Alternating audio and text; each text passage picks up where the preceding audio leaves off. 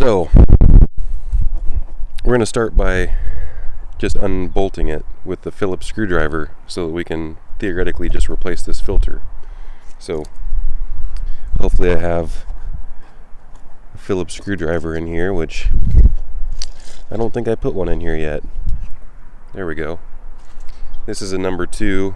These Phillips screws, yeah, I think they're probably a number 2. Of course, an impact driver is going to be faster and more efficient.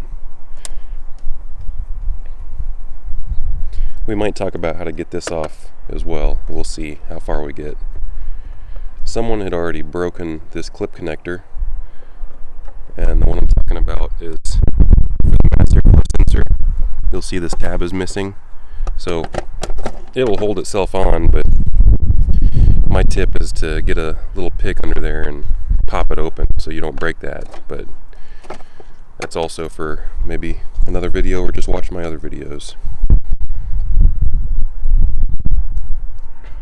So we also could get this off in a couple different pieces, which it will be easier to do that. You might not want to, because these spring clamps are exceedingly difficult sometimes. And you definitely don't want to move the spring clamp over onto this accordion part, because that could crimp it or break it. But someone already left this one loose. Right there. And this one right here. If I can, there we go. And then this just lifts straight off.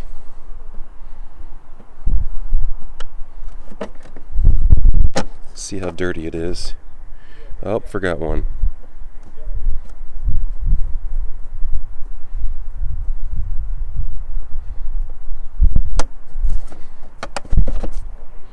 Or did I? Might be stripped.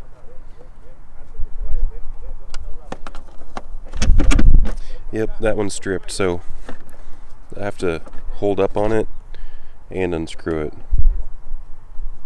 Actually, I'm just going to be really gentle with it and let it walk itself up, and then I'm going to pull it up. So to replace the air filter, you can just move it to the side, pop this thing out right here, and that's brand new, almost. So nothing fancy with this. This just pops out of place if you want to get the bottom part out, which you could get the whole thing out together, but I just wanted to show you how to unbolt it. You could spray some oil down here on these rubber grommets so they don't snap. And also, you want to be careful of this box right here. I'll just show you real quick. Pull the top of that off. This right here just pops out of the bottom of the air box right here. And then we have, see that clip right there? Just same thing right there. You just kind of push it in and pull it out. There's all of that.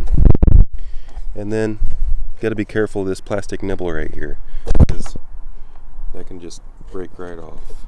Brittle. Now let's finish getting the bottom of this box out. See, there's another one right here. They're just on pegs, so it'd be best to put a little bit of oil on here, because they are kind of stiff.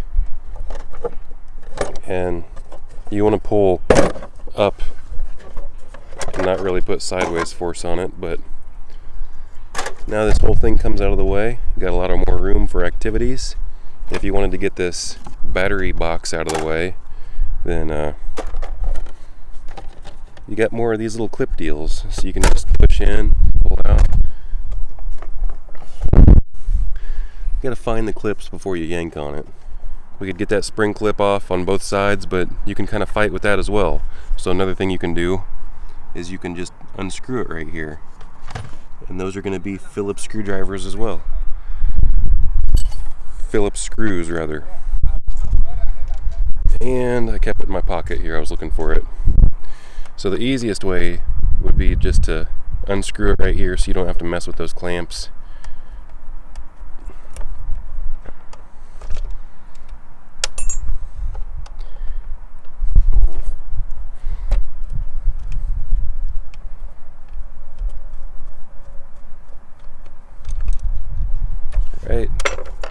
that would be how you replace the mass airflow sensor anyway. There's going to be a little rubber O-ring in there. See the rubber O-ring? Those never really go bad. Theoretically, you could spray something on that mass airflow sensor to clean it up, maybe, but not really necessary. I never really do that, to be honest. I might have said that I did in one of my other videos, but that was just a long time ago to say stuff for dirt to get through even a dirty air filter. But you see how crummy these spring clamps are? Even if you get them practically all the way collapsed, you can't really get them off too well. There's not a lot of extra movement, and then I can't move it forward. I would have to move it like right here. You have to be, and it's still got spring tension on my pliers. So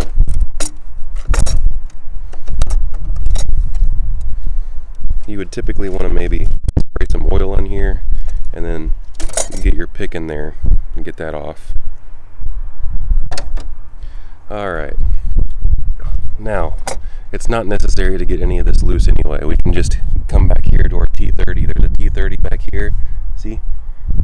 And we can unscrew it from right there. The hardest part is this connector right here that goes to your oil separator. And in one of my last videos I popped these coils out. We don't need these in here anymore. Let me zoom out. I don't know how much a block is, but I think eventually I'll take this block out myself. So let's see if we can find a way to get I'm messing up my gloves, this T30 out. That's a T25, that's a T30 on the small side. This is a little bit overkill, kind of big. That's a T25 as well, but I think it'll work. I typically like to use the right size, but I'm in the junkyard and I'm being lazy. So I'm moving my hand back here, I'm going to put my hand and I'll get this nice stubby ratchet. Fits in there really nicely.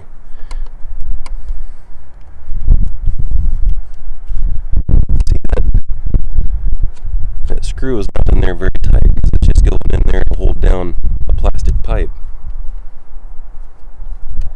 So I just busted it loose with this little stubby screwdriver, and now I can wind the rest of it out by hand, even though it's tight clearance. That part's loose. Now we just have this part over here with two different connections. We've got another spring clamp that's really hard to get to on the back right here, and we have this annoying funny clip on the very back side of this pipe. Now I'm not really going to be able to give you a good view on either one of these. You don't want to move this around too much because, as you can see, there's already some oil residue, and that deteriorates this pipe even more if there's oil in there for a long time on that plastic and on this rubber. We're going to retrieve our Knipex. These are not the correct tools for this job, but I've got limited tools here. So I actually do have hose clamp pliers. So we're going to try these. They're a lot smaller. I'm going to open all the way up, but you'll notice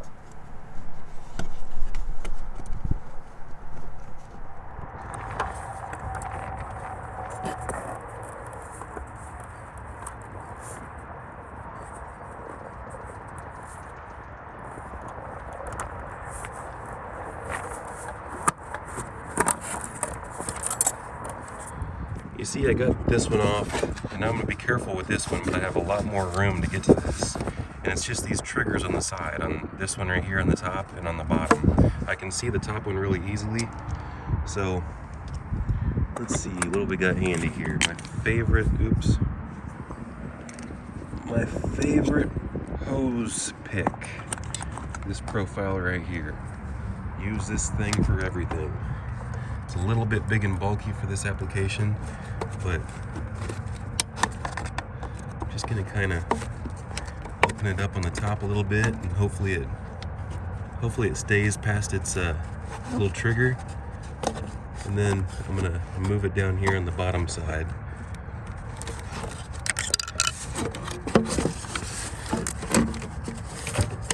There we go.